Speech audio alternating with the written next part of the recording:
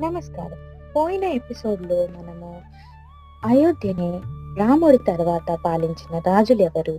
వాళ్ళందరి గురించి తెలుసుకున్నాం. ఇప్పుడు మనము అయోధ్యని పాలించిన శ్రీ లవ మహారాజు గురించి తెలుసుకుందాం.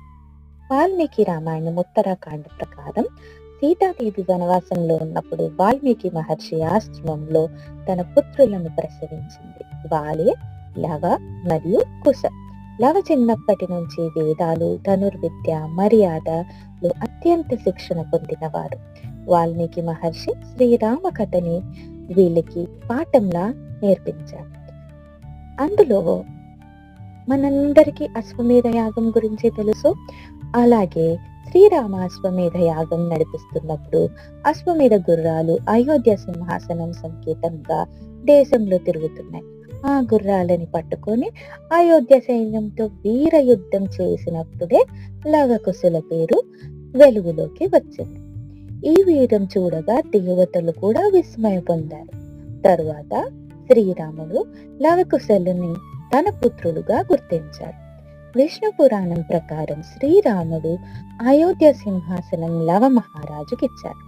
కుశకి దక్షిణ కోసల రాజ్యం అందించారు. లవ మహారాజు అయోధ్యలో ధర్మం, న్యాయం, మర్యాదతో రాజభార్యాన్ని పాటించారు. ప్రజలకు సంతోషం, శుభజీవనం కలిగించారు. లవ మహారాజు పాలనలో రాజమంతా ఆనందం పడేలా బ్రాహ్మణులు చాలా తృప్తిగా వేద ధ్యానంని ప్రచారం చేశారు. గుడులు, గోపురాలని నిర్మించి అగ్ర యజ్ఞాల క్షేత్రాలను స్థాపించారు. అయోధ్యలో సనాతన ధర్మం స్థిరపడింది. శ్రీమద్ భాగవతం 9వ స్కందంలో లవ మహారాజుని ఒక ధర్మజీవుడు, సత్యపాలకుడు, ప్రజల భక్తుడుగా వర్ణించారు. ఆయన ప్రతి పనిలో దైవ సంకల్పం, సేవాభావం, మర్యాద దృక్పథమే ఉండేది. రాజభారం అంటే ఆయనకి చాలా సంకల్పం కాదు, సేవ అనేది నేర్పించారు.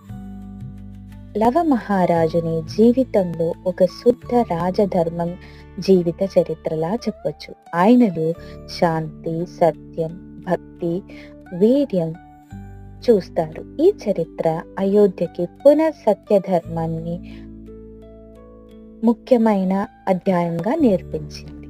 శ్రీ లవ మహారాజు శ్రీరామచంద్రమూర్తి యొక్క పుత్రుడిగా కాకుండా అయోధ్యకి మర్యాదని పునఃస్థాపించిన రాజ